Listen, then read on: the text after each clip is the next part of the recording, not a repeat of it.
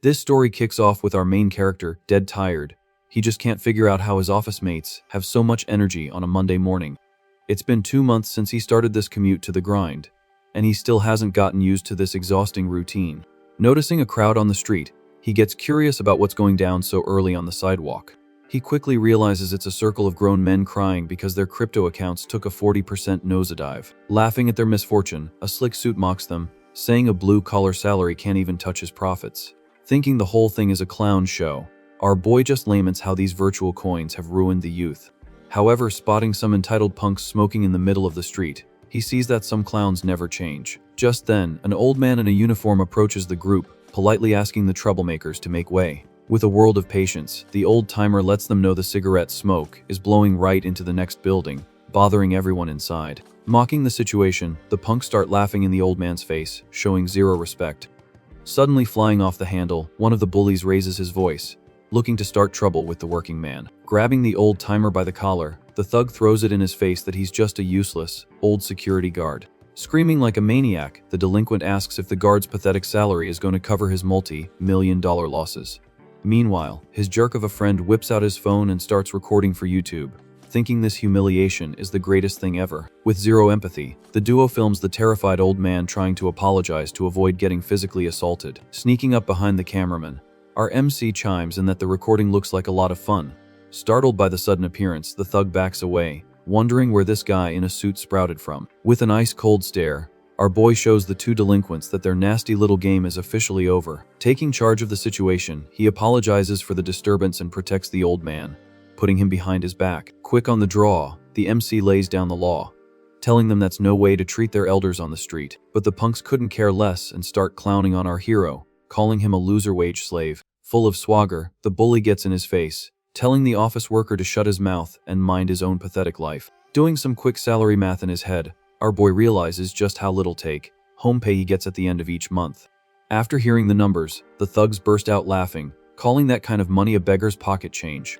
Dripping with arrogance, the suit claims he makes that same amount in just one little week of easy profits. Without a second thought, our MC grabs the thug's face with one hand, squeezing the life out of him without a shred of pity.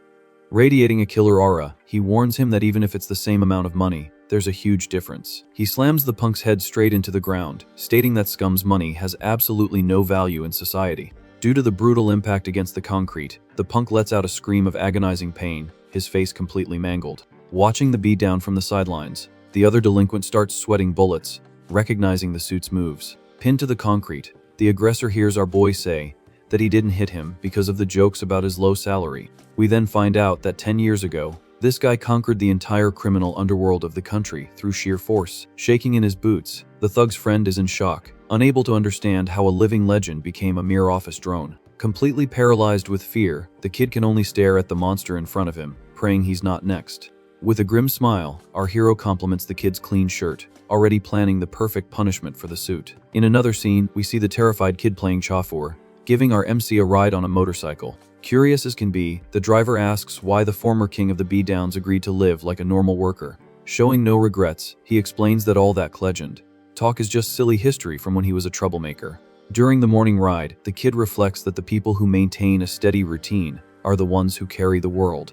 Valuing honest work, he says that facing the daily grind in the city is the greatest sign of strength a person can have. With that, he advises the young offender to ditch this shallow life and find something that has real value. Trying to understand this philosophy, the biker asks just how much this legend makes per month, humbling himself at a company. Upon discovering the suit's $1 million salary, our MC freaks out, seeing that the kid earns 3 times more than him. Snatching the offender's designer shirt as punishment, the hero tells him to step on it, so he won't be late for work. Finally at their destination, the gigantic headquarters of the Samjin group stands tall, ready to suck the souls out of its workers. At the bottom of the food chain, the trading company does all the dirty work behind the conglomerate's glamour. Known as the group's dumpster, the Samjin company will sell even dog poop if it turns a profit at the end of the month. Right at the main entrance, the firm's sign already indicates that the pressure there is relentless and the atmosphere is always hostile. Inside the main hall, all heck is breaking loose, with the boss tearing into one of the employees in front of all his colleagues. Furious with the paperwork, the manager yells, asking if the company has turned into a used motorcycle stand. Losing his patience, the suit tells his subordinate to redo the entire stack of paperwork and stop making so many excuses. Humiliated in front of everyone, the employee just lowers his head, apologizing and silently swallowing his pride. Frustrated with the team's incompetence, the boss turns his back, grumbling that it would be easier to give orders to a rock. Focused on his computer, our MC repeats, "I'm just a rock," like a mantra to keep from snapping and breaking everything. To lighten the mood, a female colleague whispers to the newbie not to mind the manager's tantrums because he's on the warpath today. Joking about the situation, he retorts by complimenting her courage for being the only one in the room who speaks her mind without fear. In a hushed voice, the girl reveals the hot gossip. The boss got a major chewing out from the shipping company earlier this morning. Suddenly, the office door is kicked open with a violent blow that startles everyone in the workspace. Charging in like a raging bull, Director Choi from the shipping company immediately bellows for the manager of the logistics team. In total shock, the boss jumps out of his chair, stammering as he sees his greatest tormentor invading the office like that. Full of swagger, the suited invader says he came to renegotiate the freight rates through yelling and pressure. Whispering to his friend next to him, our MC tries to find out who this entitled psycho is, acting like he owns the place. Quickly, the woman informs him that the guy is a spoiled director from a partner company who loves to boss everyone around. In an attempt to keep the peace, the poor manager explains that they can't increase the transportation costs yet again. Listening to the argument, our boy finds out that the pretty boy takes MMA classes and loves to beat up defenseless workers. Without warning, the scummy director lands a swift kick on the manager's leg, making the poor guy double over in pain instantly. Thrown to the floor, the injured boss still has to apologize to the cowardly attacker so he doesn't lose the company's contract. Desperate, the colleague tugs on the MC's sleeve, begging him to play dumb and not get involved in this absurd mess. But ignoring the warnings, our hero gets up from his chair, walking straight into the middle of the chaos without a second thought. In a quick reflex, he intercepts the paperwork in mid-air, preventing the entitled little director from humiliating the manager even more. Pissed off by the newbie's interference, the pretty boy pulls his arm back, preparing a punch to knock out the insolent guy. Blocking the attack with one hand, our boy stops the aggressor's wrist in the air as if it were a child's toy. In disbelief that his punch was nullified so easily, the punk demands to know who this office drone-playing hero is. With enviable composure, our MC protects the company documents while telling the guy to take it down a notch. With a smirk, the director asks if the newbie has any idea how dangerous it is to go head-to-head with the Mujin shipping company. Poking his finger at the hero's forehead, the arrogant little director tells the drone to listen up and keep his mouth shut. Full of himself, the suit asks if the firm doesn't teach basic manners. Without warning, the coward lands a kick to the newbie's gut, demanding that he bow first. In a pure act, our MC hunches over while the pretty boy calls him an idiot. Behind the pained expression, a dark and murderous aura begins to take over the boy. Desperate, the manager rushes to help his team and bows his head, apologizing to the aggressor. Faced with this sad scene, our protagonist can't understand how the boss swallows so much crap.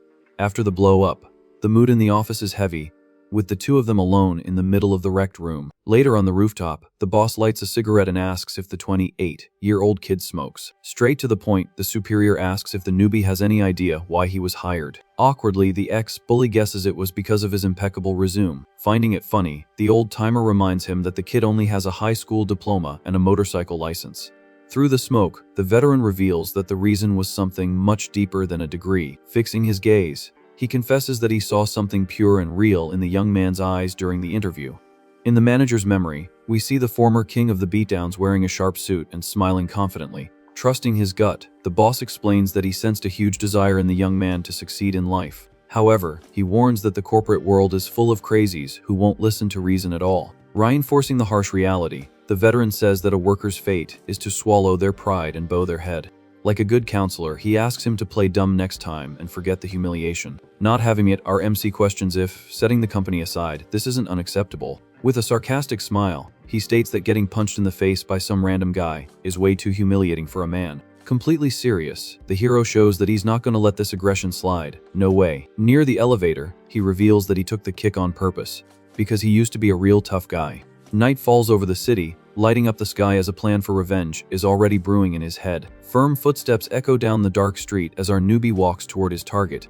Standing in front of the martial arts gym, he decides to solve the problem the way he understands best. With the manager's advice in his head, the MC concludes that the only cure for a crazy person is an even crazier one. From inside the building, the sounds of violent punches begin to leak through the hallways. Right in the octagon, A brutal atmosphere is in full swing with a heavy training session underway. On the ring floor, a big guy begs for mercy while taking a completely one-sided beating. Without any pity, the arrogant little director pummels his training partner, demanding he defend himself properly.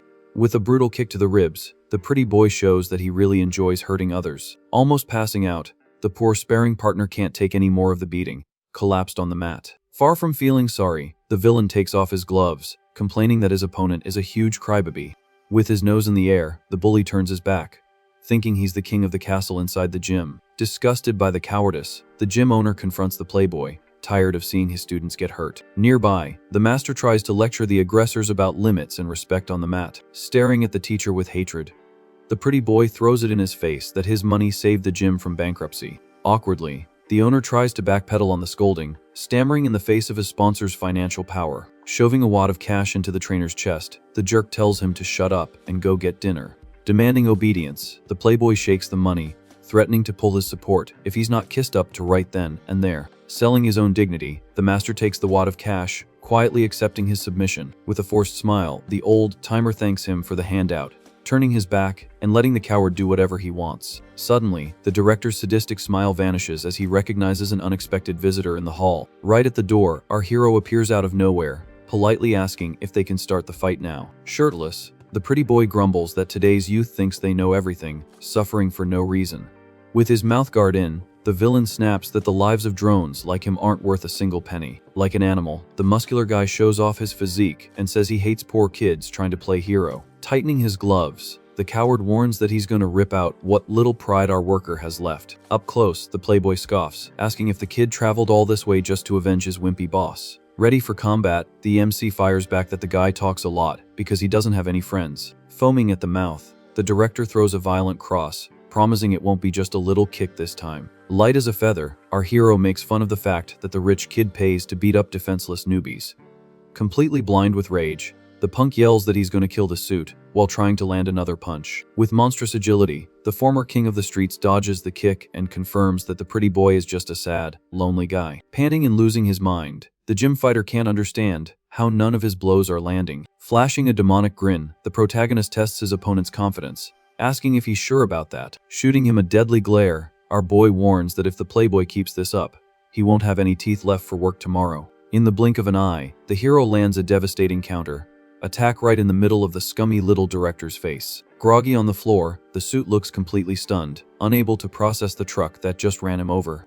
Clenching his fists tightly, the former Underworld leader warns that he's not afraid of getting fired from his job. Sent flying by the brutal impact, the villain discovers he picked a fight with a living legend himself. Fast as a missile, our MC doesn't give the cocky aggressor a single second to breathe.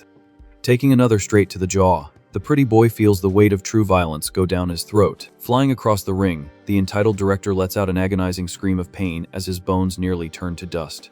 Seeing the terror on his opponent's face, our boy scoffs, saying he'll be wetting his pants any second now. Focused on the company, the hero decides to use his enemy's anger to force a favorable business deal. Full of fury, the spoiled director falls perfectly into our audacious worker's psychological trap.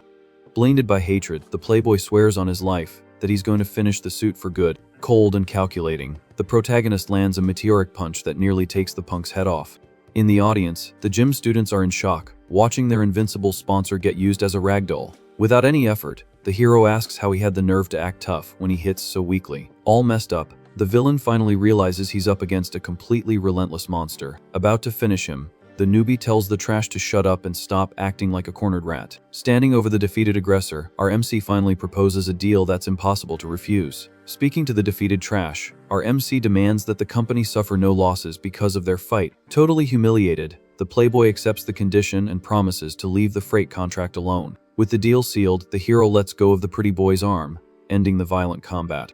But before leaving, he dashes forward in the blink of an eye, launching himself off the ground. Without a shred of pity, our boy lands a flying kick right in the scummy little director's face. Standing over the fallen body, he shows that the beating wasn't over with just those previous hits. Completely knocked out, the coward receives the finishing blow, flying across the octagon. Screaming, the newbie warns that the rich kid will never have another peaceful day in his life. Grabbing the enemy by the neck, the worker calls in the promise made right from the start. Covered in blood, the villain can only nod his head to avoid another beating. With a swift blow to the punk's arm, our protagonist makes sure the promise will be kept. In a final threat, The suit forbids the aggressor from laying a single finger on the company. Thrown against the canvas, the playboy collapses in a broken heap in the middle of the gym's ring. From a distance, the other fighters are in shock at the terrifying brutality of the scene. On the ground, the coward whimpers in pain as the intimidating figure of the hero rises victoriously. On his way out, the winner tells the others to call an ambulance for the unconscious pretty boy. Very seriously, he leaves a message, warning that a real man always keeps his promises. Dying of fear, the gym owner stammers, asking who the hell that monster is. With an ironic smile, our hero calmly replies that he's just a normal office worker. Turning his back, the boy walks out of the gym, leaving a trail of destruction in his wake. The next morning, the sun rises, illuminating the city and marking the start of another day of hard work. Sprawled on his floor at home, the former king of the streets wakes up sore all over, complaining about getting old. While changing his bandages, he realizes the rich kid was a decent fighter and almost made things complicated. Just then, his phone suddenly rings with his coworker calling in a panic first thing in the morning. On the other end of the line, the guy hears the woman demanding an explanation for last night's mess. In a panic, the girl warns him that the scummy director has invaded the office with a gang of thugs. Surprised by the villain's audacity, the newbie hears that the boss has forbidden him from showing up to work today. In the office, the tension is thick enough to cut with a knife as the manager is under heavy pressure from the gang of thugs. Sitting in the boss's chair, the playboy demands they hand over the MC, or he'll double the freight rate. Cynically, the pretty boy says he just wants to give the cheeky drone one last chance to learn his lesson.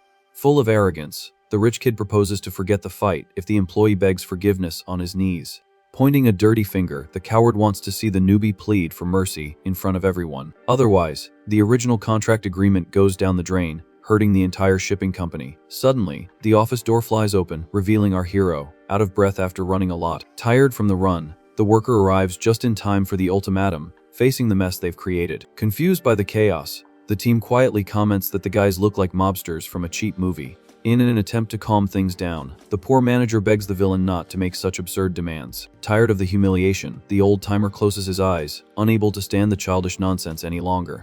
Not understanding the broken deal, the MC throws the promise made the night before back in the playboy's face. In pure mockery, the pretty boy says he's just there to renegotiate for the good of the business. With a wicked smile, our hero provokes him, asking if the rich kid lost his memory after the knockout. Soon, the gossip spreads through the room as colleagues notice the aggressor's bruised face. Poking at the wound, our boy deduces that the blow to the head made the kid forget the terror he felt. His ego wounded, the villain denies that he wet his pants and tries to maintain his untouchable tough guy pose.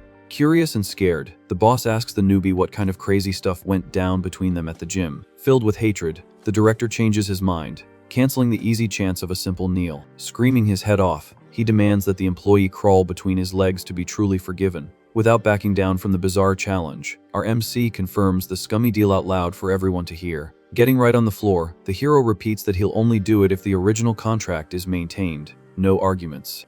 With a peaceful smile, the boy says he'll trust the rich kid's word again this time. After all, for a businessman, reputation is as valuable as life itself, right? Faced with the subtle provocation, the villain completely loses it, foaming at the mouth with rage. In a fit of uncontrolled anger, the coward raises his hand and slaps the manager hard across the face.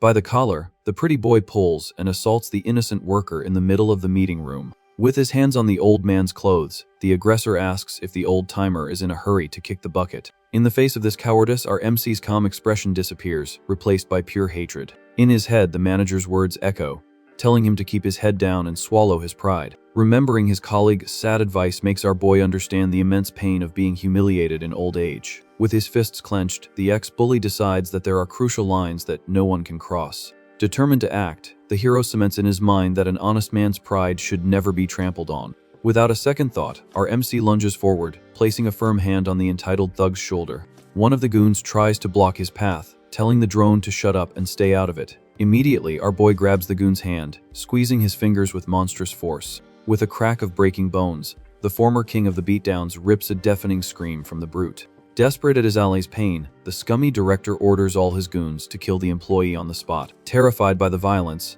the office team panics as the fight explodes in the hall.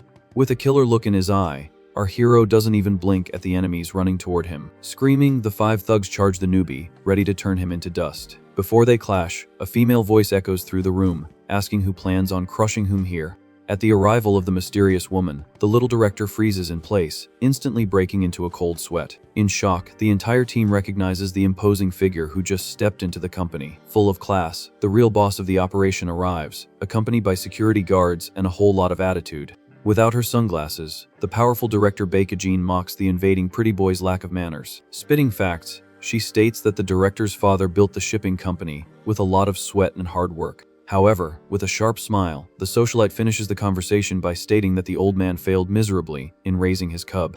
Boiling with rage, the pretty boy demands to know what the insolent director just said. Without backing down, the powerful woman confesses that she only put up with his antics out of pure respect for the company's late president.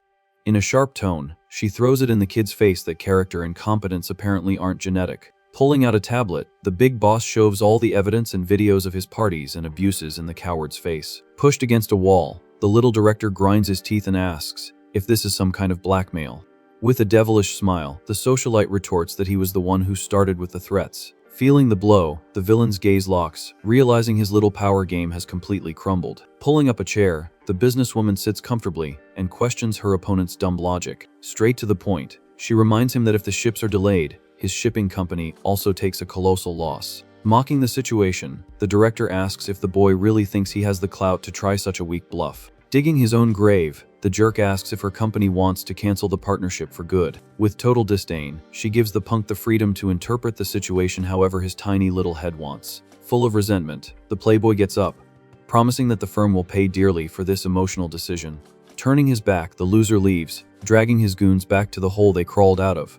Right after the door closes, the big boss focuses on her own team, ready to clean up the internal mess. In a serious tone, the boss calls our hero and the manager for a private chat in the director's office.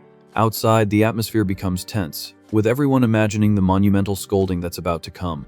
Already on the couch in the luxurious office, the duo shrinks, expecting the worst from the relentless executive. Without beating around the bush, the socialite asks to lay the facts on the table and understand the root of this giant mess. Crossing her arms, she asks if the newbie really went after the Mujin director and laid the smackdown on him. With a straight face, our MC tries to explain, saying it was just a friendly sparring session. Completely shocked, the boss almost faints upon discovering that the bloody fight actually happened. Cutting through the nonsense, the boss reveals that their little game delayed a motorcycle export, creating a multi-million-dollar deficit. Desperate, the old-timer bows his head, taking the blame for not reining in his crazy subordinate. Almost in tears, the old man laments that the boy should have just played dumb instead of making the whole mess worse. Hearing the boss's sincere regret, the hero feels the weight of his own actions on his conscience. In his mind, the old man's advice about the cruel fate of swallowing one's pride for a paycheck echoes. Clenching his fist tightly, the boy decides he's not going to let the old timer take the fall for his mistakes. Just then, the director repeats the old corporate saying that there's no real loss if the merchandise hasn't been sold. Flashing a sly grin, the former king of the streets recognizes the same BS he heard from the crypto playboys. Full of attitude, the newbie stands up and confirms that the bikes are still in stock, waiting for a buyer. With cold composure, he states that the huge deficit is just an imaginary loss on paper for now. Pounding his chest, the boy takes full responsibility, promising to move the merchandise his own way. Amused by his audacity, the big boss gives a smirk, liking the drone's absurd courage. For the first time, the socialite admits to herself that the ex-bully is much crazier than she ever imagined. Back at their desks, the gossipy colleague tells the team about the newbie's absurd promise. A nervous wreck, the manager questions how 3 drones are going to sell 500 motorcycles in just 1 week. Trying to cheer everyone up, the girl reminds them they are born salespeople, capable of selling sand in a desert. In a sad tone, the old man confesses he feels useless for having made the situation worse with his own passivity. Breaking the heavy mood, the woman blurts out that she thought our protagonist's punch was the coolest thing in the world. Caught by surprise, the old-timer's eyes go wide, unable to believe someone finally praised that crazy move. Letting out a relieved laugh, the boss agrees, saying the two of them shouldn't have picked his fight like that. Honest to the end, the colleague admits she couldn't stand seeing the pretty boy humiliate people for no reason anymore. Out of nowhere, the director appears behind them, surprised by the group's chaotic energy and blind confidence. Pointing her finger, the powerful woman decrees that from this day forward, the 3 of them form the company's newest task force. At the end of the workday, the colleague celebrates, saying that now they finally feel like a real squad. With a serene smile, the manager thanks the big guy from the bottom of his heart for everything he did for him. Caught off guard, the former king of the streets blinks, not quite understanding the boss's sudden gratitude.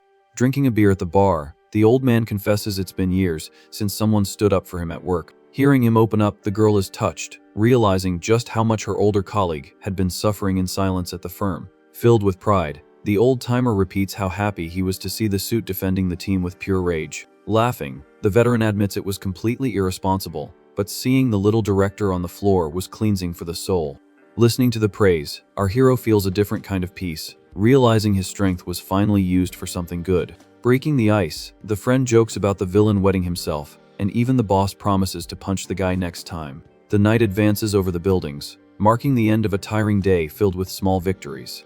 Back at headquarters, the director observes the city from her window, admitting she's very curious about the young man's situation. With a sharp gaze, the socialite places her bets, wanting to see what the former Underworld legend is capable of. The next morning, chaos raids in the office, with the entire team glued to their phones, calling everyone. Fingers on keyboards and phones to their ears, they fire off contacts to all four corners, trying to unload the inventory. Tossing her pen on the desk, the woman sighs in frustration, reporting that the foreign buyers' schedules are completely booked. In a joking tone, the boss grumbles that the important thing is they didn't get fired on the first day. Looking around, the girl notices an empty chair and asks where the heck the big guy disappeared to in the middle of this hell. Checking his messages, the old man says the guy left early with a bizarre plan to sell everything.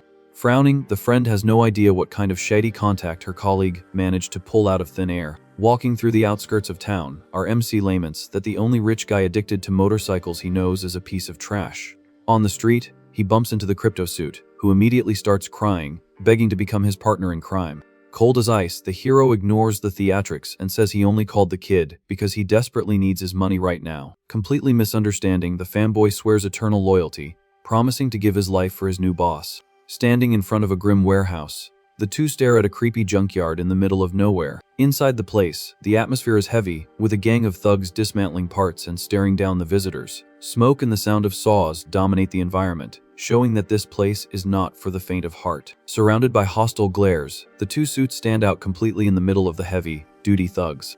Sitting on a crate, the warehouse boss chews on a piece of meat, while analyzing the outsiders with boredom.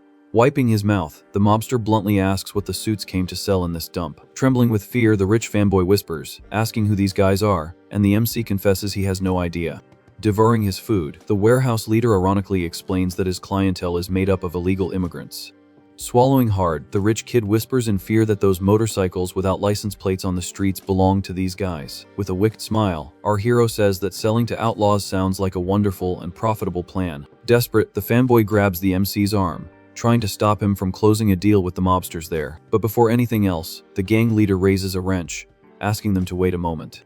Straight to the point, our boy points to the yard and informs him that he has 500 motorcycles identical to that model to sell.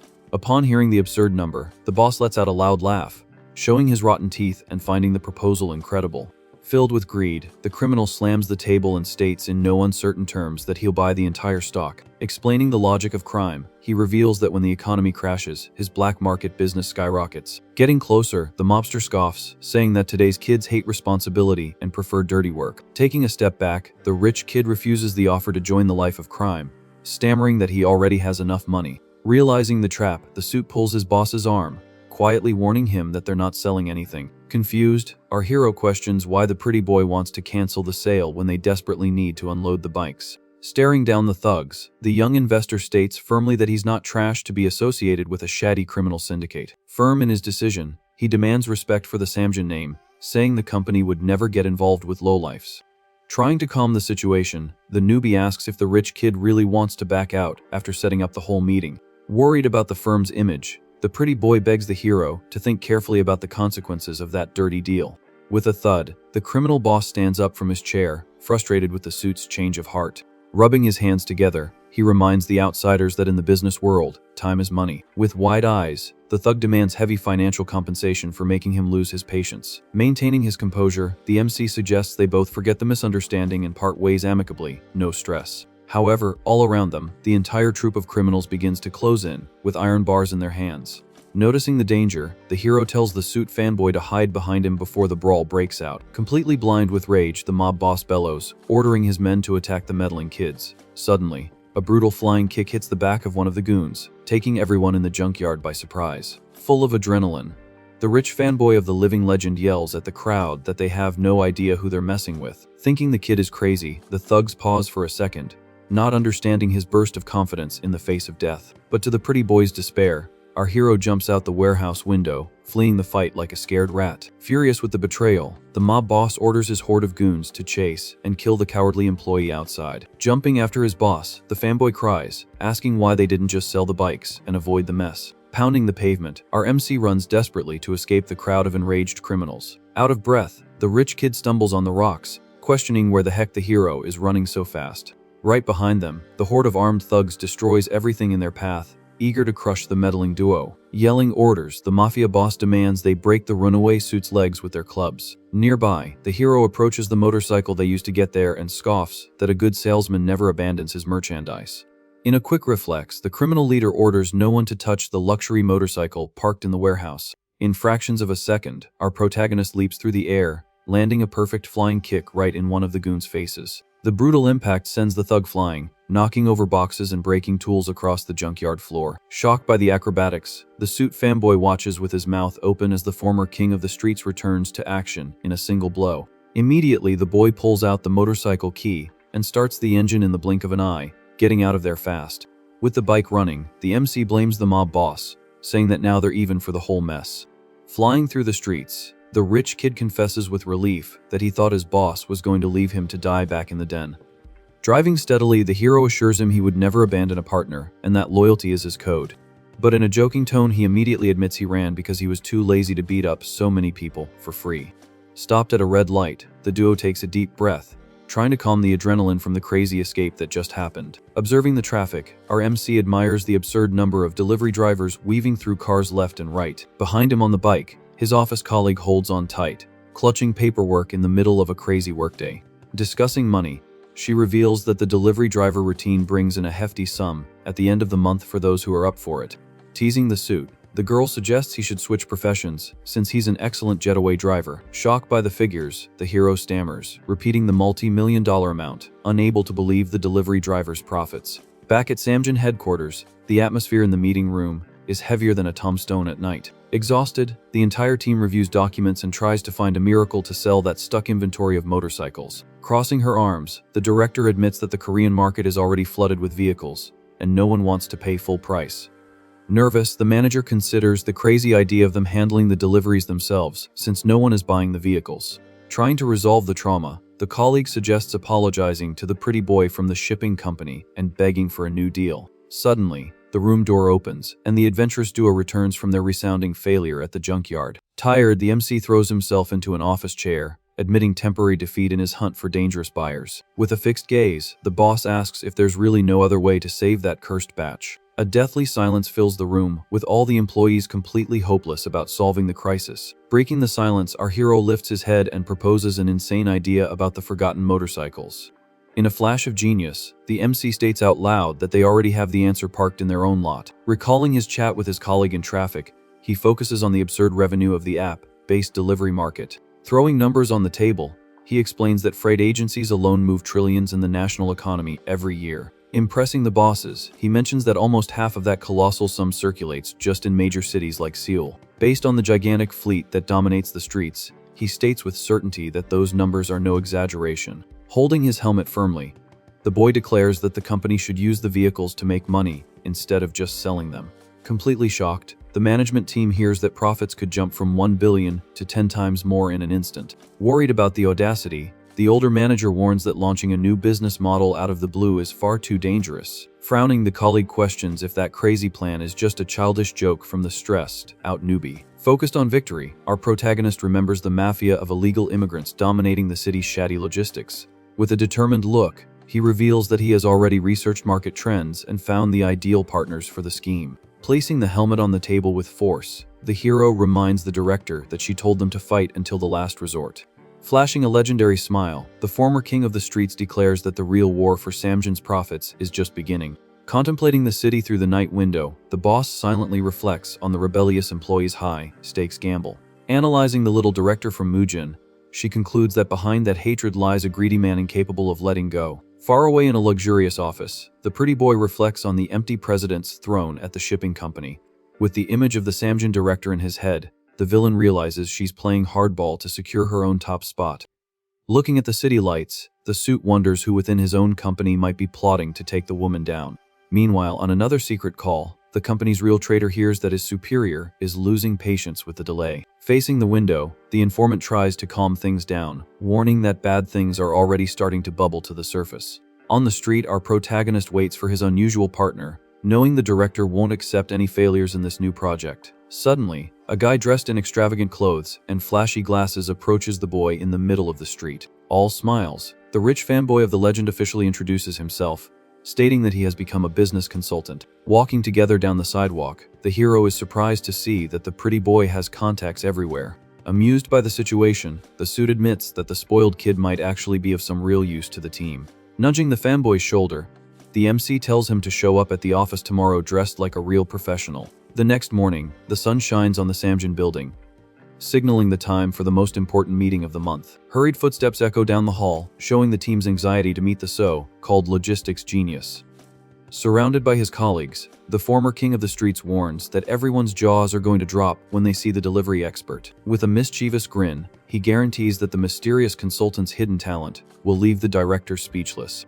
Crossing her arms impatiently, the big boss asks if the important visitor is already on his way to the room. Hearing footsteps at the door, the older manager announces that the expert has just arrived, right on time. Opening the door with a confident smile, the MC introduces the team's newest operations consultant. But upon entering the room, the rich kid appears dressed like a mobster, with a pinstrip suit and an open shirt. Full of swagger, the pretty boy tries to give a charming, "Good afternoon," while the entire team is left speechless. With her face in her hands, the colleague stammers, asking what kind of comical figure this flashy guy is. Winking through his sunglasses, the rich kid flashes a charming smile, trying to make a good impression. Furious with the clown show, the hero grabs the kid's jacket, yelling to understand why he came dressed as a mobster. Trying to break free, the pretty boy grumbles that he just followed the advice not to wear clothes that would make him look like a fool.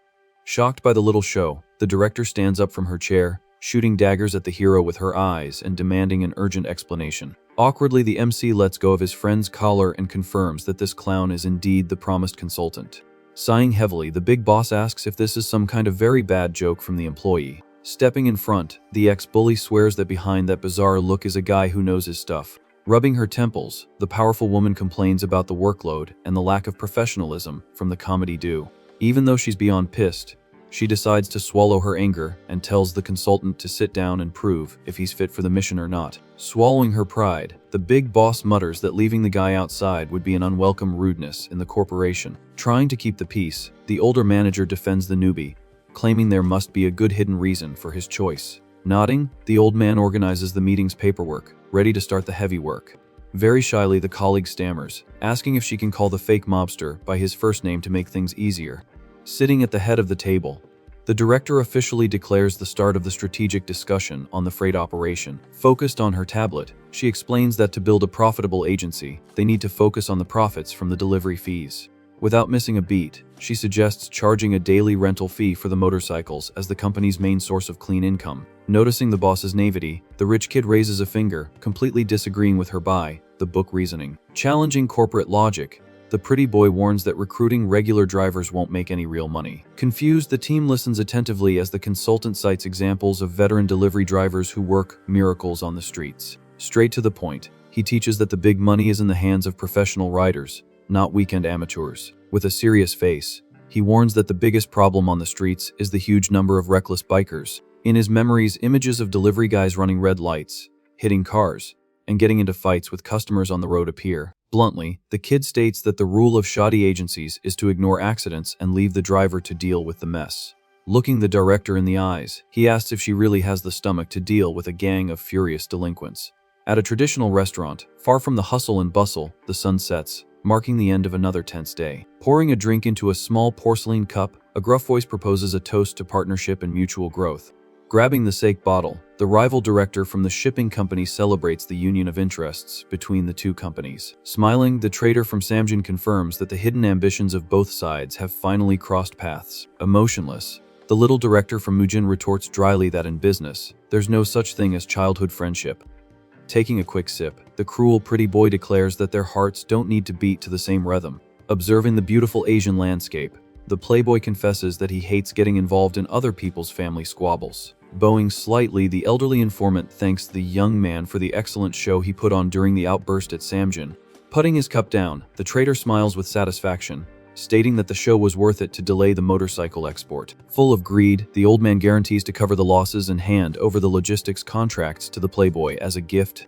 In return, the sadistic suit would gain a monopoly on the routes and the guarantee of the coveted president's throne. Amused by his arrogance, the old man highlights the strength of the founding family's name, claiming to be just a pawn in the game. Clinking their cups, the corrupt pact is sealed with a metallic sound echoing in the silent restaurant room. Suddenly, the old man lets out a wicked laugh, revealing some hot gossip about his own boss's crazy plans. Filling the glass again, he shares the news of the improvised task force assembled to save the motorcycle stock. Hearing about his rival director's madness, the playboy lets out a genuine laugh, thinking it's the stupidest idea of the century.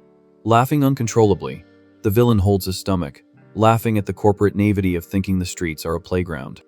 Back at the meeting, the pretty boy consultant scribbles on the board and warns that the business isn't just about revving an old bike. Tapping his pen on the board, he defines the parallel logistics market as a true open-air asylum. Reinforcing the mockery, the Mujin director reflects in the restaurant that the asphalt is dominated by hungry dogs and thugs. Full of swagger, the consultant warns the boss that the veterans won't let new drones steal their market so easily. Chugging his drink, the rival playboy scoffs at the difficulty of recruiting riders amidst so much dirty competition. Seriously, the informant points out that whoever is left on the street is either a teenager without a license or some crazy person looking for a quick gig. Analyzing the situation, the old man states that the director doesn't have a firm enough hand to control a rogue horde of bikers. Smiling perversely, the pretty boy says that street work is too violent for suits raised in luxury. In the meeting room, the team feels the weight of the truth.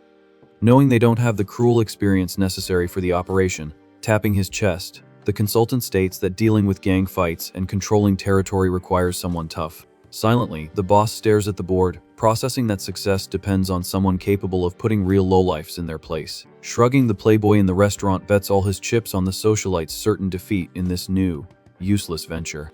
But remembering the monster who almost tore his head off, the little director admits with a tremble that the MC would be the only one capable of it. The next morning, the sun rises, illuminating the big city's commercial buildings early on. Right in the center, a gigantic crowd is already gathering in the main square, waiting for something. In the middle of the crowd, the buzz is going strong, with dozens of tough-looking guys getting impatient. Completely without manners, a tattooed brute yells, demanding to know what time the event will start. Fed up with life, another thug confesses he's only there because he lost all his money on bets the night before. Hiding in a corner, the rich consultant confesses to the hero that he spent the entire night calling everyone he knew. In the pretty boy's memory, the suit demanded that he gather as many people as possible at the location. Surprised by the rush at the time, the partner complained about the tight deadline, but swallowed his complaints and accepted the mission. Full of swagger, the fanboy saluted and promised to drag even his distant relative to the square. Back in the present, our protagonist tests the megaphone, ready to bring order to this madhouse. In a deafening shout, the former king of the streets tells everyone to shut up and listen to the rules.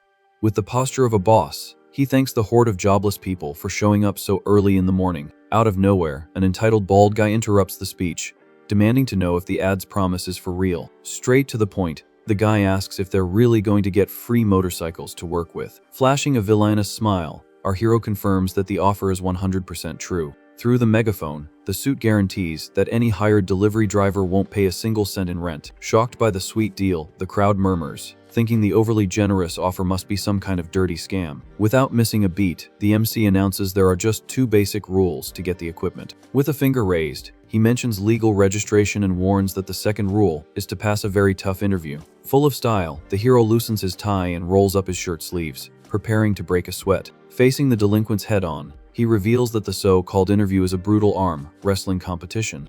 Fired up by the crazy idea, the thugs cheer, thinking winning the motorcycle will be the easiest thing in the world. In the middle of the commotion, the brutes start pushing each other, wanting to be the first in line to challenge the newbie.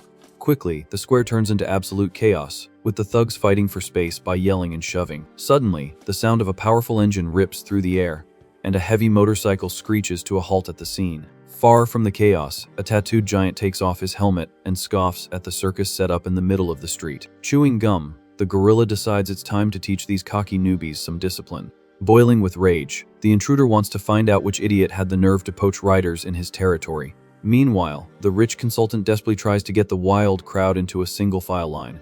Without asking for permission, the tattooed giant pushes through, clearing a path with brute force. Annoyed by the nerve, the pretty boy complains to the giant for cutting the line so shamelessly, without any respect. Looking down, the brute flashes an intimidating smile that would send shivers down anyone's spine. Scared to death, the rich kid trips over his own feet and falls on his butt, nearly having a heart attack right there. Cowling for his boss, the consultant watches the intruder stop right in front of the arm wrestling table. With a grim look, the gorilla faces our protagonist, asking if he's the clown running this event. Letting out a bizarre laugh, the thug mocks the suit's courage for setting up this whole stall. In the crowd, the delivery drivers recognize the monster Huang Junju and start sweating bullets in fear. Covered in scars, the psycho's arm proves he's not there to play games or make small talk. Desperate, the pretty boy partner crawls away from the mess, afraid of being turned into pulp in the giant's hands. Calling the hero a suit, the brute asks if he really thought he could steal delivery drivers that easily. Oozing malice, the intruder offers some special help to finish the interviews with his fists. Maintaining absolute calm, our MC lets out a smirk, showing he was already expecting this visit. Without a tremor, the boy calls the giant by his full name, shocking his opponent immediately, hitting him where it hurts. The hero reveals that the guy is 24 years old and was kicked out of professional wrestling.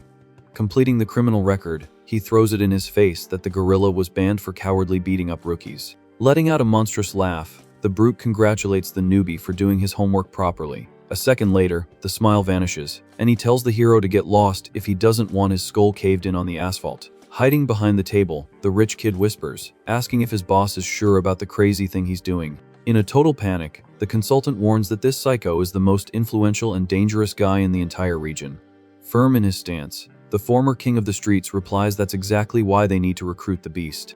Cowling the giant to the table, our boy proposes a simple and direct bet to settle the whole thing. Surprised by the absurd audacity, the brute asks what the prize is for the suit's little game. Slamming his elbow on the table, the hero challenges the big guy to a decisive arm wrestling match in front of everyone. Explaining the rules, the MC promises to hand over all the motorcycles for free to the intruder if he loses the contest. But with a dark look, he decrees that if he wins, the giant becomes an official employee of the Samjin Shipping Company.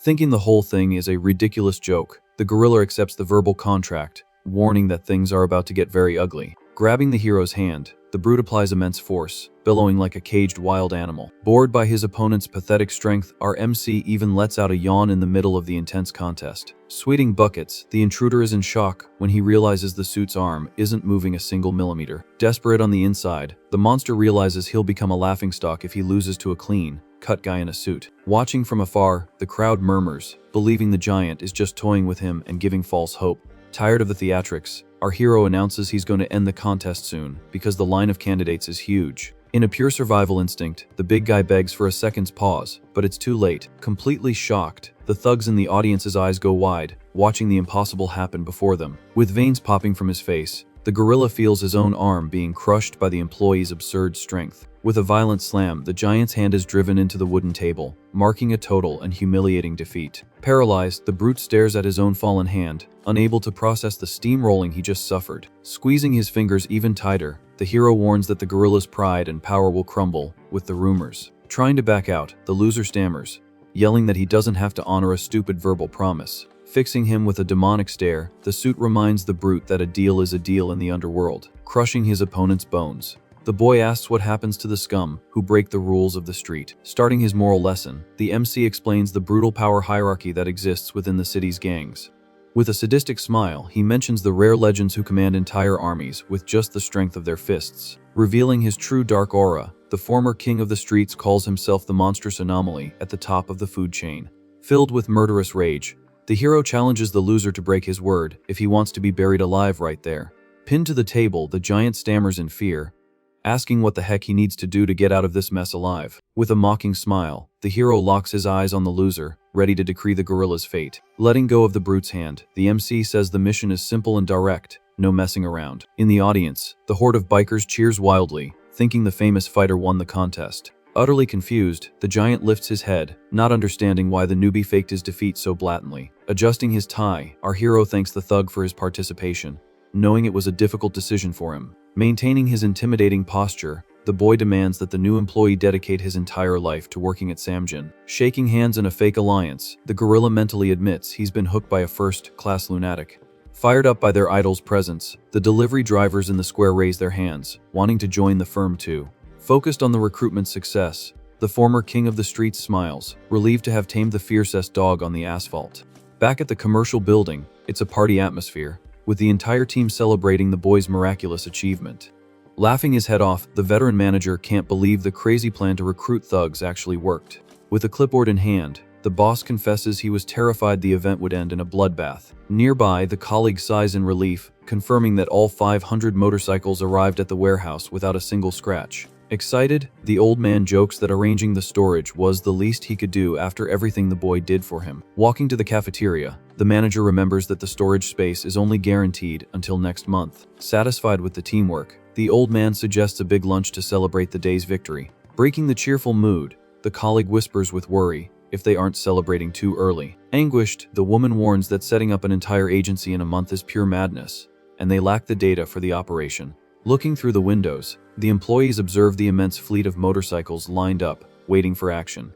Locked in the elevator, the veteran trader reflects that the director's morale was already in the gutter even before the project began. Cleaning his glasses, the old man concludes that if the woman fails now, the board of shareholders will have her neck.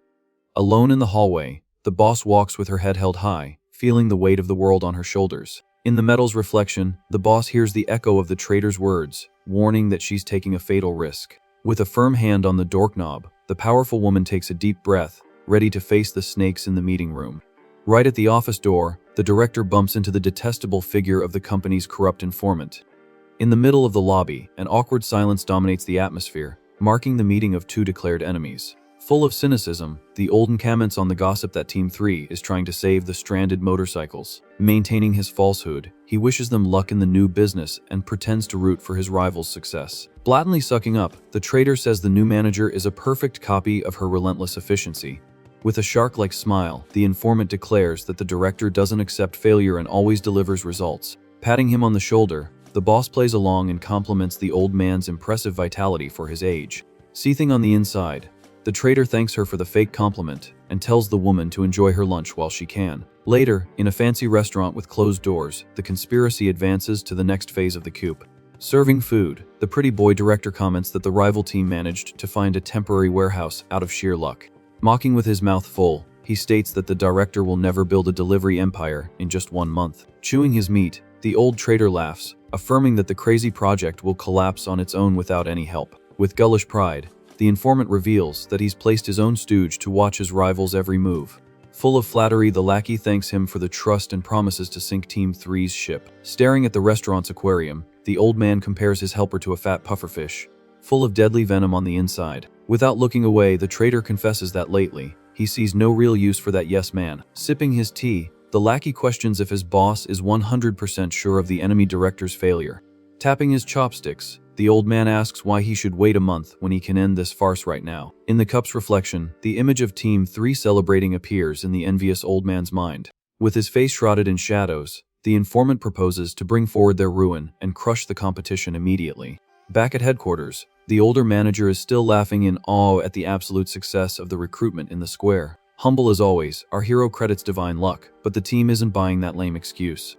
On the other side of the table, the rich consultant recounts with wonder how his boss tamed the monster of the asphalt. Laughing at the lie, the big tattooed guy puts on his security uniform, swearing that the riders are behaving.